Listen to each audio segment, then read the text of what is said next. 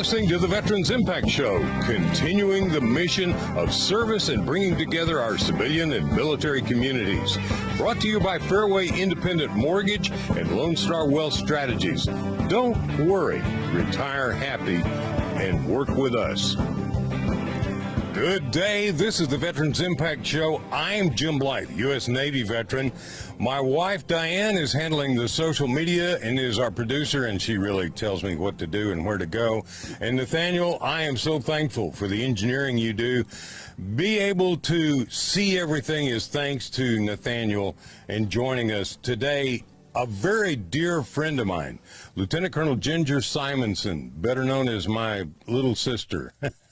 I got to tell you, Ginger, I got to know you about 7 or 8 years ago, and you came on the program back then, and you talked about Military Peer Network and the training that you were doing. So I went up to Denton and went through the training all day one day with you and Scott, and I was amazed. And you started coming on the program, and you have been an absolutely amazing advocate, veteran leader. I go to you to find out things because you are so plugged in. You are an absolute shining example of what we talk about, of how veterans lead in the community. So to everybody, welcome to Colonel Ginger Simonson. Good day. Good day, Jim. How you doing this morning? I am fantastic because we get to talk. And that was kind of lengthy. Your career in the military. You were a New York gal.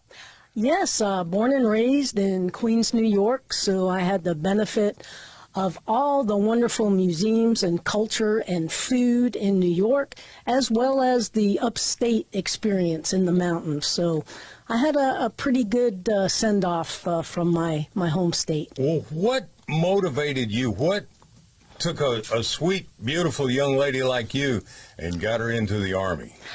Well, I had left New York to go to college in Texas and graduated from the University of Texas at San Antonio, had a job as a lab researcher, and was engaged to be married. And I decided that I just wanted to have a different trajectory in my life. I decided I needed a little bit more than what it looked like I was going to be doing. So I called a recruiter and joined the Army. Oh, that's great. So you went through OCS, and where were some of the places that you got to visit, that you were stationed?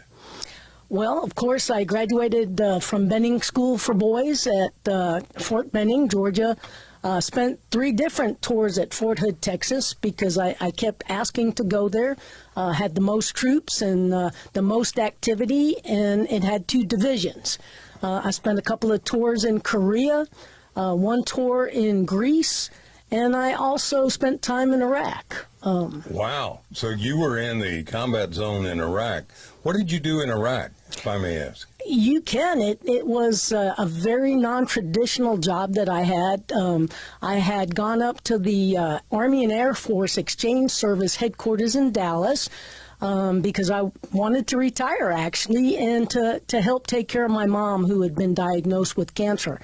So I came up here and realized we were preparing to go to war. So I became aware of what the mission of the Army Air Force Exchange Service was in wartime. And so I got to go over to theater in Kuwait first before we actually invaded, and help to offload all the merchandise, supplies, equipment that the Army Air Force Exchange Service, the PX people, needed to set up operations first in Kuwait and then to prepare for onward movement into Iraq. You know, I don't think a lot of civilians know or understand how important that PX, that exchange is, because it's a bit of home that you're taking into the battle zone. It's a bit of home that kind of helps you, relate and calm down. And I remember going to the Navy exchanges in Yokosuka and in the Philippines. I also had a great chance to meet, and I may not, Lieutenant General Frost, the lady. Catherine Frost, yes. I sat next to her at a dinner one time, and I said, oh, I introduced myself, and, hey, I'm doing this radio show for veterans. Oh, that's great. What do you do? Well, I'm the director of the exchange. And she was Martin Frost, who was a congressman's wife, and she did, from what everybody has ever said, she did an amazing job. So you got to know her, you got to work with her some? She was among the wonderful, fantastic generals that I got to work with throughout my career. She led by example, and she embodied the traits and characteristics that I find, very important. Things like humility, as you alluded to, things like mission focus, diligence, selflessness. I mean, she was committed to making sure that every service member who went to a PX did feel a little bit of home. And when things, weren't available through the military in Iraq, Kuwait, Afghanistan, you name it, all over the world, she made sure that there were ways to get the stuff shipped there and into the hands of troops who really did appreciate that taste of home, that taste of comfort. It is very soothing on a battlefield, as a matter of fact. Yeah, without a doubt. And so you had an example, maybe even a mentor in her that showed you where to go. And I think that I had some of that with the pilots that I worked with in the Navy, some of which were POWs. Many of them went on to command squadrons after that. I think of Leon Bryant, who I flew with all the time. And I think a lot of people don't realize how important those mentors who have come up through the ranks of the military can influence us to be more successful in business and provide those traits. If you don't have that mentor, you don't know. Is that a good example? I think that's a perfect example. Everything that I am today is because of good mentorship. Started, with my family, my mother, as a great Christian, as a caring woman. And then in the Army, I was exposed to such great leadership, general officers such as General Eric Shinseki, who later on took over the VA, General Leon Laporte, Jeanette Edmonds. I can go on, General Griffiths, General Laniers, and each one was willing to push the envelope. Because one of the things about me is that if the status quo isn't working, I don't understand why we maintain it. And so mid-level leaders frequently don't want to push the envelope or are afraid of upsetting the apple cart. And I found that general officers, they had more broad experience, and they were willing to make those changes. They were fearless. And so, yes, mentors really have had a great impact on me and what I do every day. There's a good example in that, because general officers got to be general officers because they led by example, and they took risk, they analyzed, and they got things done that needed to be done. And I think all too often in corporations, in bureaucracies, in our government, what we see is a stagnancy. Hey, it's working. Well, maybe not quite as good as it could, but it's working. So if it ain't broke, don't do anything better. That's a disastrous thing. And we take a look at companies like Sears and Roebuck. They're not here anymore. We take other companies, and I think that's a great leadership, because the military is still here. And we're still have great officers that we're learning from. And I think that's a life lesson that shows people how important the military is. And you enjoyed Greece. I bet that was a lot of fun. It was a lot of fun. It's a beautiful place with beautiful people, but it was also my first experience with terrorism. I was there from 97 to 2000, and before I went, I had to go through the high-risk personnel course. I had to go through evasive driving courses, various types of dynamics of international terrorism, etc., because U.S. military and State Department people were targeted by a group called 17 November.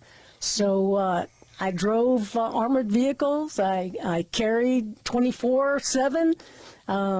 Didn't wear a uniform in Greece hardly at all because we were pretty big targets, actually. You know, that's again another thing, teaching you to be diligent.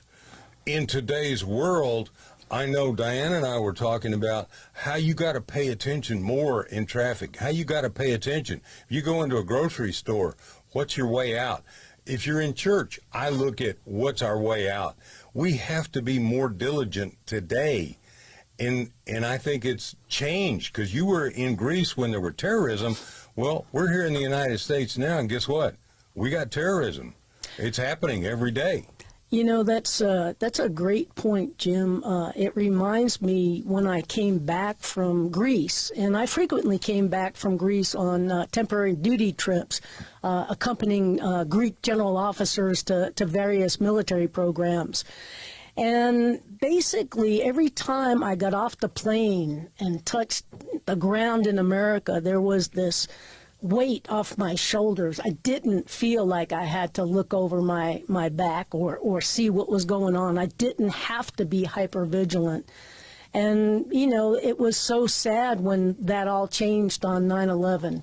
Very sad. You know, you're making a very, very important point that a lot of people don't realize, that in the positions in the military we're in, even if it's peacetime, there's danger. You've got to be alert. That tension is what builds PTS problems. That tension is what changes your personality and can change some of your brain chemistry. Where I'm going with this is, you learn, you grow, you get stronger, but you also change mentally. And in many cases, people who are actually in combat, in the front lines of combat, they get injuries. Then there's also moral injury that goes on in the logistics, in the background. There's all kinds of tremendous stress that most people don't understand, correct? Yeah, I think, you know, the concept of PTSD is becoming more well known, primarily because of Vietnam veterans and what they suffered through. And that generation of veterans and retired officers and NCOs were determined not to let that happen to the Iraq-Afghanistan generation. And so there's been a lot more emphasis, studies on us taking care of each other. You know, soldier to soldier, peer to peer, you know, whether we're Marines, airmen, no matter what, we all come from a very special profession of arms. And we do have very unique experiences that oftentimes can be traumatic, and certainly, at least for the last 10 years, maybe more of my career, was very, very stressful. And no organism can, you know, undergo constant stress and not have changes, you know, whether it's in their brain chemistry or anything else. I'll give you a good example of a story. My dad was great friends with one of the most famous of the Texas Rangers, Captain Lone Wolf Gonzalez. And we would go have dinner with him, or he would be out in California and go to the racetrack with Dad.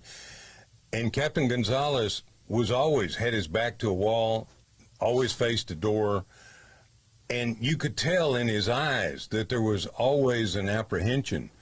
I think that it was an example as a child that I saw, but it's something we see today with many of the veterans that are coming home. Yeah,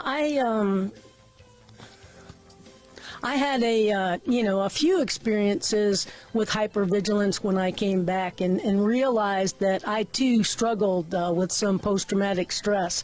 So I guess we'll talk a little bit more about that when we come back. All right. Well, we're going to come back, and so please share this. Join us on YouTube. Subscribe to YouTube. Help us to get the word out. Help us to get more people involved. When we come back, we're going to be talking with Ginger about what she's doing today to help veterans and to serve veterans with the Military Peer Network, and what you're doing with the state of Texas as well.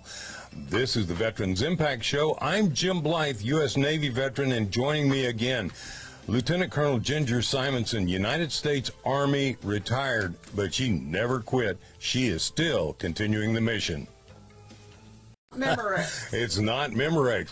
I think, Ginger, what you were talking about in Greece, you know, and it sounds crazy, but I could relate to you because on aircraft carriers, even though when we were not in the Gulf of Tonkin, when we were not there, we were underway. We were going to Hawaii. We were going to the Philippines. We were going to Japan. We were going to Hong Kong, Singapore. There is a vigilance, there is a danger on being on a combat aircraft carrier, especially when anytime flight operations are going on. But we also had refueling. You are always hyper vigilant because you never know what's going to happen on the ship. Yeah, I'd like to kind of build off of that. We met a great couple in Greece, and Rick and Fran were their names, and we did a lot of great things together. He was an air traffic controller, but he was also a Navy veteran, and he had PTSD. And his PTSD actually came from, this is crazy, falling off. I think it was an aircraft carrier. I wasn't smart about Navy craft, but it was a big boat. And he was in the water for a long time before they pulled him out. So, yeah, he understood, things I didn't understand when we first got to Greece that he kind of helped us with. So I'd like for y'all to transition to what she's doing in the community about PTS. And that's where we're going. If y'all can hear us in the background on Facebook, that's my beautiful wife. Man, I got to tell you, I'm married above myself, you know. I don't know. I think you marry and then you build each other up. So, well, yeah, and that's also what I think is happening with you and happening with organizations like the Military Peer Network, Team Rubicon, the Mission Continues. All of these organizations carry the load, bringing people and veterans back. And I think that's one of the things that are important because veterans are pretty much united. Now, take an analogy of that, we have always led the way. 70% of all your medical professionals train in the VA. After World War II, the returning veterans built this nation's tremendous economic future that we're enjoying today by the things they learned in the military. So the military leads the way. And yet the military is not real popular, especially with radical groups, because we are a patriotic, we are a hands-on, get things done kind of mentality. But I got to tell you, Ginger, where we leading the way in many cases is suicide prevention and other things. So we're going to be back on the air in just about 30 seconds. You're listening and watching to the Veterans Impact Show. Please share, please join us, subscribe, and please get us out there to help more people, because what we're about to talk about is incredibly important. So we'll be right back, and thank you for bearing with us. Yeah.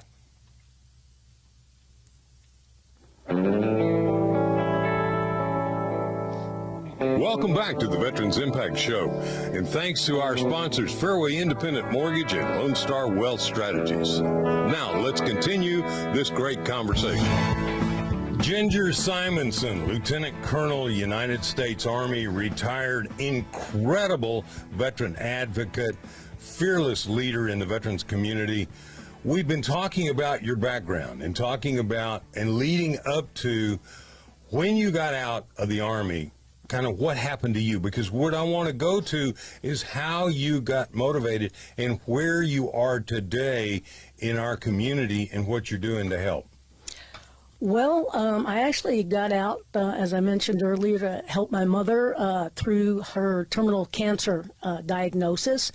And there I started piling on, I guess, the skills I learned in the military, which was to be assertive, to take care of my troops, and in this case, my troop was my mom, and to make sure that everything that could make her comfortable, I worked to. So I worked through that. She passed away in 2007. My husband at the time was in Iraq on his second deployment. And I guess complex griefs kind of set in. I had a bunch of deaths in 2007. And I guess it opened up some of the wounds that I had experienced from way back, from childhood and through my military experience. And so I had what I look at now in retrospect, a pretty much physical and mental breakdown. Basically, it was my body that went first, had all kinds of spasms. I couldn't move. I was incoherent. I had all kinds of stuff.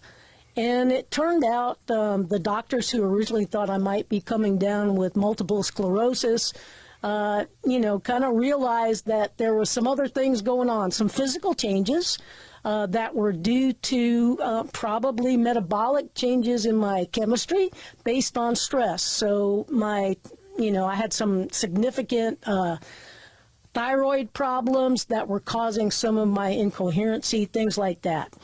But I also started to exhibit things that I now realize are symptoms of PTSD. I was avoiding contact with people as much as I possibly could. I didn't do the things that I had done in the past, which I loved to do. It was really at that time, because my husband was overseas, just me and my dogs. And if it wasn't for those dogs that I had to feed and walk, I'm not sure where I would have ended up, to tell you the truth. So it was a dark period, I guess. When I look back, I don't always see the darkness. But it definitely led me, to a place where when my husband came home, he recognized that I had some issues. And, he didn't know about PTSD. I didn't know about PTSD. But he knew we were military officers, and he knew we were at our best when we were doing things. So he encouraged me to, start working in the community, start helping other veterans. And so I did. I did some political activism as well, helped get some folks elected in Flower Mound, and did a ballot initiative, things like that, which got me some visibility with my then precinct chair, Andy Eads, and he's now the county judge for the Denton County Commissioner's Court. And Andy had insight into me that I didn't have myself at the time. He said, Ginger, you have a calling. You have a calling to help your fellow veterans. And, it was one of those moments that sounds pretty simple, but I just had to stop and process it and realize he was right. He opened the door for me. He put me on a Veterans Advisory Board for Denton County, and I got to actually work boots on the ground, one by one with veterans, family members, and really learn what the issues were that they were going through. A lot of folks at that time were transitioning out of the military. We had been, in Iraq by then for about 7 years, Afghanistan a little bit longer, and there were definite signs that some of our folks were struggling when they transitioned back to the community. I think one of the things that's so hard to understand is we used to call America the real world, and we would be overseas, because I was on aircraft carriers in the Gulf of Tonkin. And we'd always talk about, oh my God, we're going to get to go back to home. We'll go back to the world. Our world changed when we were in that combat thing, but our world changed when we were in the military, which changes us, I think, for the better. But I think it's something that we need to take care of. And when we come back, we're going to talk more about this and what you do. Because many people say, well, why are veterans so special? And why do you guys have these problems? Well, we're going to define that. It's stress. It's a different thing. But it also occurs in the civilian world. So the military can lead the way in suicide prevention, stress reduction, everything. So we're going to be right back. This is the Veterans Impact Show.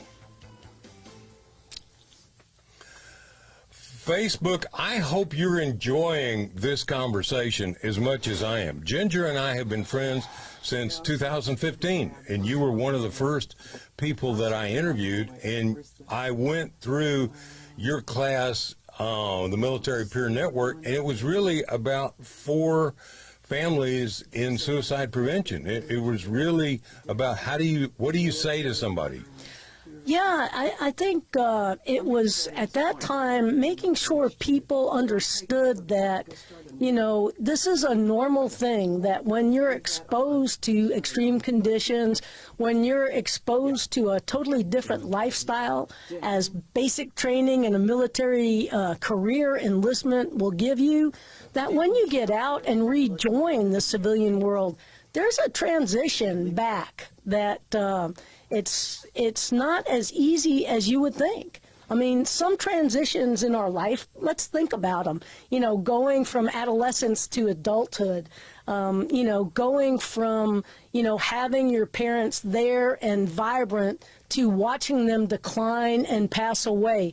Those are transitions, and at each one of those transitions, you're likely to experience some stress, some sadness, things like that. And so what I have found in the military world is that since we have so many more experiences that are transition type experiences, we feel a lot more stress. And the difference is so stark. It's not just intense. Yes, it's an intense change, leaving the web, if you will, of the military, the cocoon of the military, where everything is self-supporting. People take care of each other. We're made of teams. And in the civilian world, while that exists, it's not as easy for us military members to find it because it's not as apparent, because we're outsiders. Yeah, and one of the things that come to mind when you're talking about stress, you can't relate. Even though I frequently drive to meetings in Oklahoma early in the morning, and it's dark, and let me tell you, I'm sandwiched in between 18-wheelers like left and right, doing 70, 80, 85 miles an hour. That's stressful. But you talk about being in Greece and driving an armored vehicle, and you're carrying a weapon, and you're vigilant because there are people out to kill you. There's nobody in a pillbox along the highway with a machine gun that's out to kill me. And if I make a mistake, so you're vigilant in driving, but you can't relate to what you did in Greece. You can't relate to that in Kuwait. You can't relate that to these places that is so tremendously intense. And that's why, Jim, it's really important, the work that peer specialists do, veteran peer specialists and family members who can also be peer specialists, do with each other, because only we truly understand those experiences that we've had. And they're not all identical. But there's enough shared experience to build a foundation of trust and to allow us the ability to actually have people tell us what's going on, because most people don't want to admit that they've got some issues going on. Boy, I didn't. All right, here we're going to be back on the air on terrestrial radio. Thank you, Facebook, for staying with us. Stand by.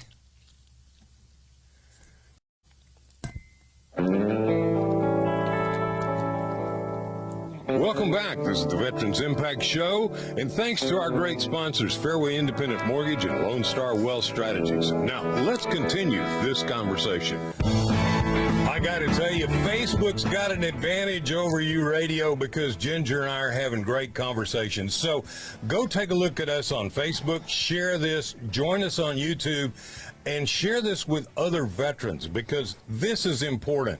Now, we're talking with Ginger Simonson, Lieutenant Colonel, Army, retired, who is also one of the leaders in the Military Peer Network, and you're doing things there. So let's transition, because we've talked about the stress and how intense the stress is in a military situation, even as compared to driving on night on the freeway in Dallas or any other major city. What is so important about coming together as veterans to help other veterans, that we can model that maybe in the civilian world. So tell us a little bit more about what you're doing and where you're going.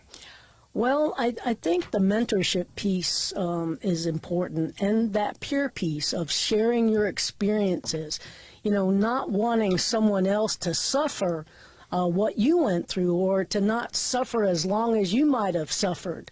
So I think that there are so many great boots on the ground organizations, and you mentioned a few of them. Of course, we've talked about the Military Veteran Peer Network, and actually I'm just a volunteer with them. I'm retired. Casey Brown took my place, but I continue to work with all the peer service coordinators throughout Texas. And one of the things we do is to try to make veterans and their family members aware of all their benefits. And so we've been coming together as a community to put on resource fairs. We've done one for the Army Reserves at Grand Prairie, another for the Marine Corps Reserves at Grand Prairie, and on the 29th of October, we're going to do one for veterans in Grayson County.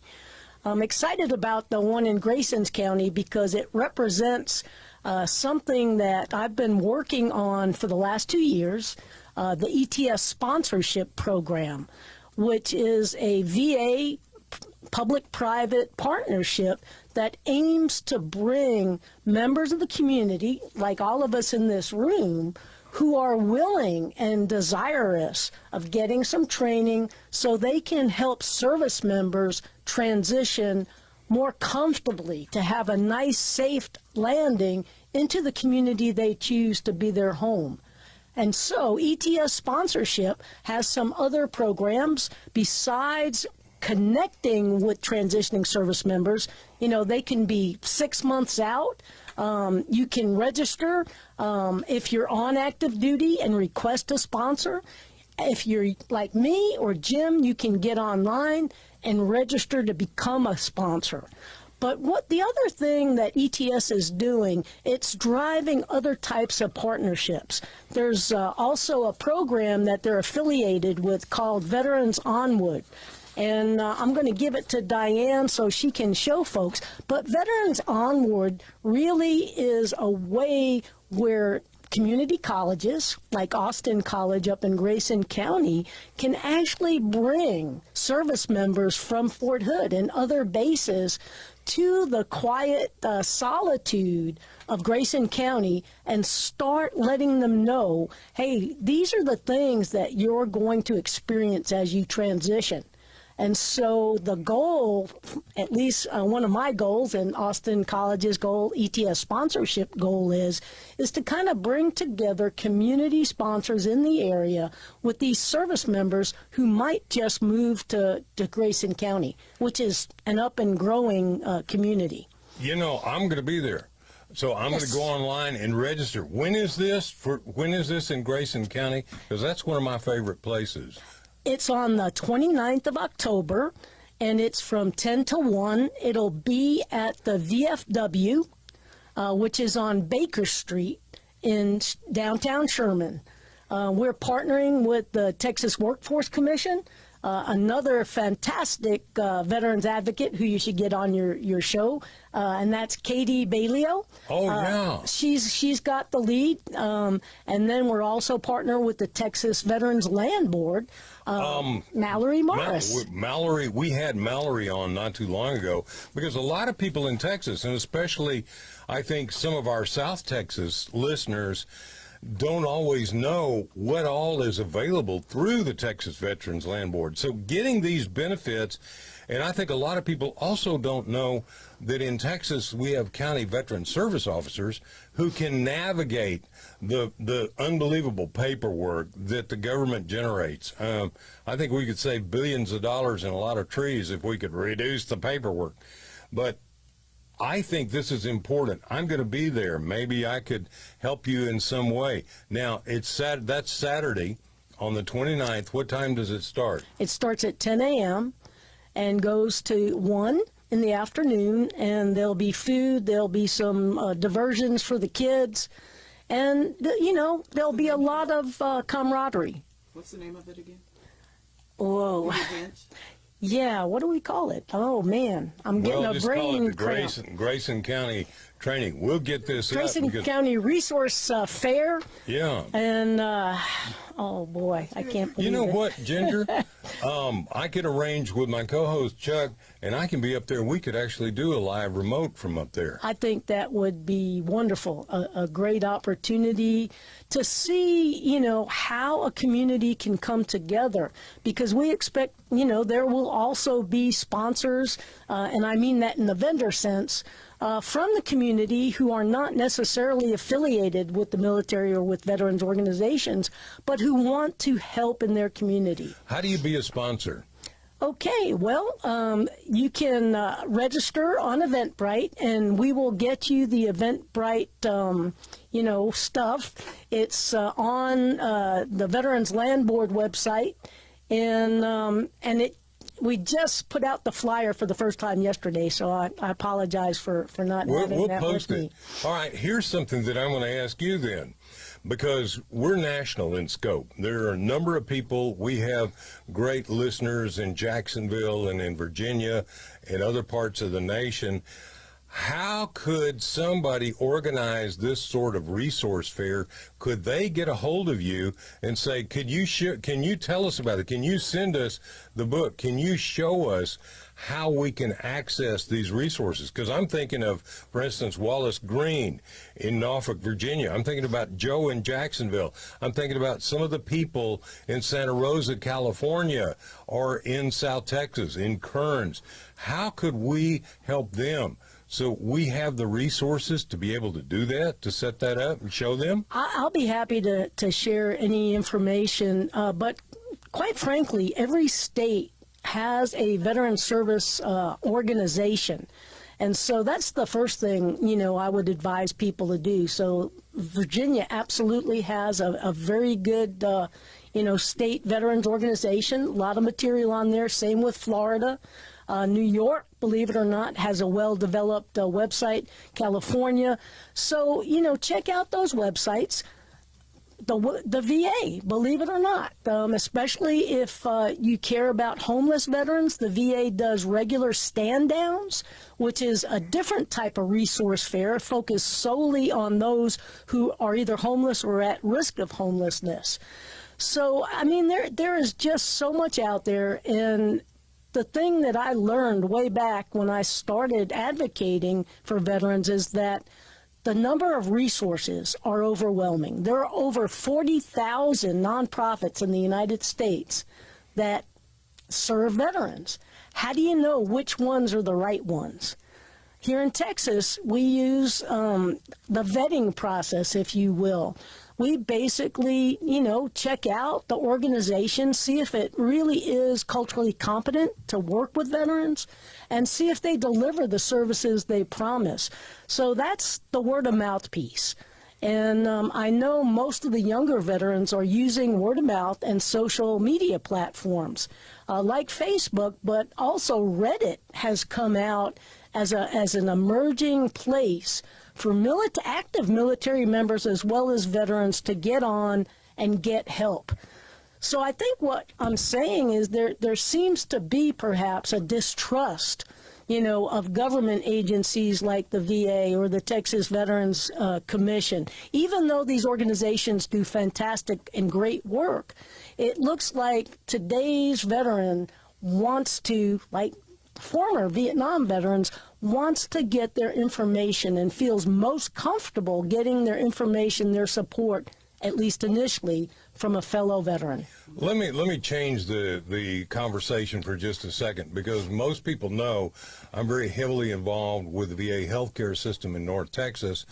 Dr. Holt has been the director before that. Jeffrey Milligan and I became friends, and I saw a lot. I talked to a lot of veterans, and yes, there are veterans who are having problems getting services, this, that, and whatever. But for the most part, compared to the civilian world, and the latest studies that the VA healthcare system has participated in with civilians as well, the VA healthcare system is right up there. And quite frankly, I find them to be responsive. When they're not responsive, there's usually underlying reasons underneath it. So they're not perfect. Nobody's perfect, except maybe you and my wife. You know, you two ladies are perfect. But I'm telling you, these are great resources. But when we come together, united, we all gain ground. And the same thing I think is true in this nation. I am so sick and tired of the extremes who are using the loud voices. I want to say to them, use your inside voice and shut up, because we need to bring together. We need to quit trying to tear apart. And I think the major media is also trying to sensationalize and tear the nation apart. I want to see our veterans communities doing these things like this resource fair. But I'd love to be able to participate in one of these and see what we can do to create a resource fair for the community that is all encompassing. Because there are homeless people that are, 80% of the homeless people are not veterans. There's only about 20% that are. And there are people who are underemployed, and there needs to be opportunities to help them as well. Funny you should bring up that subject, Jim, but I've been working on another initiative for a couple of years now, a Center of Excellence for Peer Support Training and Certification, as well as community capacity building. Could you say that again? I know it's a mouthful. I'm sorry. So basic excellence for? Yes, for peer support training and certification. In other words, to make veterans and their family members equipped with all the tools they need so that they can minister or support other families and veterans and service members as they've been supported. So that's one part of it, a learning community to address that. And then the other piece of that, which uses Stop One, a suicide prevention platform, and a community training provider as a capacity building institution. And so what does that mean? It kind of means we've learned a lot of lessons in the veteran community, and we want to export those lessons that we've learned in the Dallas-Fort Worth area out to our outlying communities that may not have all the resources that we have in Dallas-Fort Worth. And so Grayson County is one of the places we wanted to start, mainly because it does already have some good things that are available. It's got the Bonham VA. It's got the Clyde Cosper Veterans Home. It's got Katie Bailio and the Texas Workforce Solutions up there, Texoma Workforce Solutions. It's got a number of VFWs. It's got a number of American Legions, and it's got a very large number of faith-based organizations. And that's how we think we can, start to pull in the rest of the community. Show them that, advocacy works, having strength-based programs where you can bring people up, with a hand up, not a hand out. We can change a community. We have learned so much about suicide prevention that you wouldn't think of as applying to suicide prevention. Things like the mental determinants of health. Your environment actually, drives some of what happens to you as you grow up. I got to tell you, in today's world, if you just turn on the television, you've created a toxic environment. And it's driving me crazy. And that, I think, it's driving this nation crazy. So when we come back, we're going to be wrapping up and bringing this program back into the dock. But we're having a great conversation. Please, again, share this conversation on Facebook. Join us on subscribing to YouTube. Get the word out, because what Ginger is talking about will help America, will help everybody. You want to make America great? Then we all come together united, regardless of politics, to help those who need help the most. We lift up, not kick out. We hand lift people up, not just a handout. So this is the Veterans Impact Show. I'm Jim Blythe, a U.S. Navy veteran, and I'm also a member of the Military Peer Network, and I was trained by Ginger. So we want to help you. We want you to learn more. Stay with us. We'll be right back after these words from our partners. This is the Veterans Impact Show. Ginger, this is incredible. And Diane, you're putting this up. Well, now she needs to look at the tabs across the top and tell us where you want to go next. Okay, where would we like to do? Well, there's DOD Skill Bridges, wonderful. Okay, what was the name of the program for where you're combining Stop One with the other? We don't even You have a name? website. It's, we're still in the developing stage. One of the things we're trying to do is find someone to carry legislation for us that actually sets up certification for a specialty track of peer support specialists, and that is for service members, veterans, and family members, because it is such a unique subset, with unique needs and characteristics. Is this legislation within the state of Texas, or is this legislation nationally?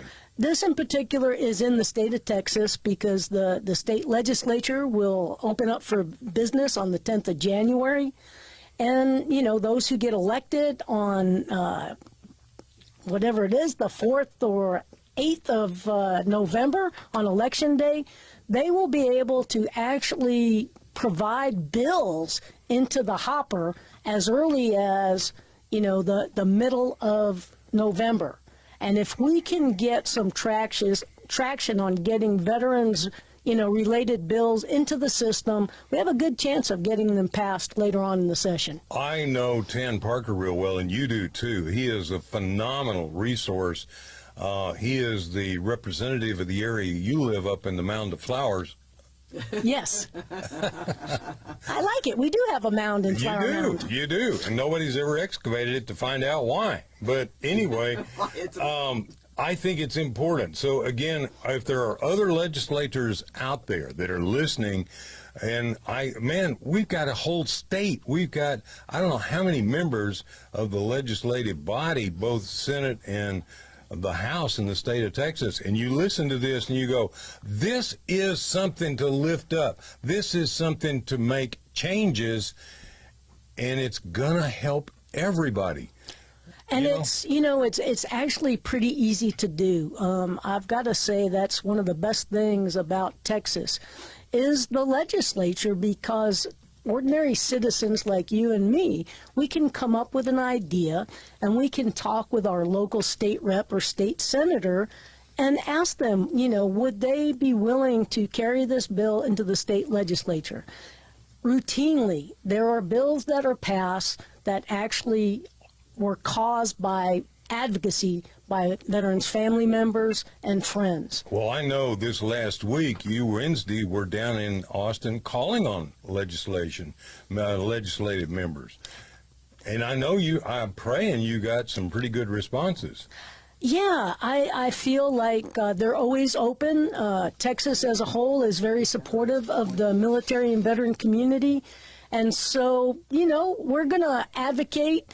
Stay tuned. If you're interested in helping to advocate, we're going to do some advocacy programs at Veterans Point coming up here pretty shortly.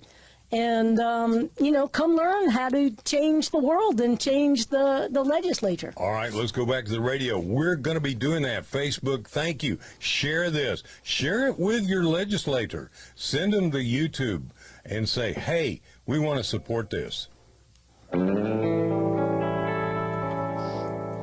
Welcome back. This is the Veterans Impact Show, and thanks to our great sponsors, Fairway Independent Mortgage and Lone Star Wealth Strategies. Now, let's continue this conversation. I want to thank Ginger Simonson, Lieutenant Colonel, but more than that, a fearless veterans advocate, for coming on, being with me today. It's so amazing. And what we're talking about is building this center of excellence, building this training. And we've had some of it up. We've got Facebook. We're showing you. If you've got questions, send us an email through Facebook. Send us a message. Call me, 214-502-4600. Look me up on jimblythe.net. That's Jim Blythe, BLYTHE.net. We'll provide you with the information. And what we want to do is continue the mission with great leaders like Ginger to bring our nation and bring our communities together, not broken apart or torn apart. And I think this is critically important. Ginger, in kind of closing, because we've only got a couple of minutes, what would you say to a young man or young woman that you would wrap up the conversation and say, here's what the military has to offer you to change your life in a positive way? What would you say? I'd say it's one of the best opportunities to grow as a human being. It's one of the best opportunities to learn valuable skill sets that you're interested in. It's a great way to serve your country. It was a wonderful career for me, 24 years. I met my husband there. He served 30 years. And I'll tell you, we are much better people because of it. The opportunities were tremendous to lead people at very young ages, to take care of billions of dollars worth of equipment. You can't match, I don't believe, the experience that you have in the military. I think a lot of people will say, I'm afraid, I don't want my child to go in the military because I don't want him to go into combat and get shot, hurt, killed. There's a very, very small percentage of people that are actually in the front lines in combat, even in Vietnam. The logistics behind it, the things that are going on, and technologically today, the military is probably one of the most advanced learning places in the world because it's hands-on, wouldn't you say? It is, and a leader in cybersecurity and some of the other IT fields that people are interested in getting employment in. But I'll tell you, as far as serving in combat and any type of dangerous situation, it's not an issue when you're in because you are extremely well trained. And I mean, I don't believe I felt fear. Of course, I wasn't kicking in doors, but, you know, I was subject to mortar fire and, you know, I was in helicopters that were shot at. And I was prepared. So I don't think that, you know, that should be a major concern. And right now, you know, you just never know if we're going to be in a shooting war anytime soon. America's tired from war. And so unless somebody, you know, I wonder who pushes us into it, I think, you know, we ought to have some stable time for a while. Well, even if they do, it'll be remote. I think so. I think so. But also in the civilian world, I've got a close friend who's a quadriplegic, and he got it at age 21 by jumping into a swimming pool and hitting his head and breaking his neck. I have seen many, many people terribly damaged by automobile accidents. You know, life is full of dangerous situations. But one of the things, and the point that I want to make is the preparation that we had in the military to be vigilant, to pay attention, to learn to adapt, to learn to innovate. These are the things that save your life. These are the trainings that make your life different. And I think that's important. So, Ginger, let's close this program with a prayer. Lord God, we thank you for your hedge of protection around our military, active duty, reserves, and those officers in the front line in our police forces. God, thank you for your protection. God, thank you for watching over them, and thank you for watching over their families. And guide and direct us all to where we come together as a nation and as a people to support all of us together. This I pray in your holy name. Amen. And thank you. Ginger, thank God you're here. Thank God for all you do. I appreciate you for being on board. I will join you up in Denton. I mean, in Gainesville. Sherman. Sherman. Okay, I love Sherman. Let's do that. But let's also, for our South Texas stations, let's see what we can do to get you guys involved and put on a program down there. Thank you, Noble Radio Network. Thank you, stations in South Texas. We're here for you.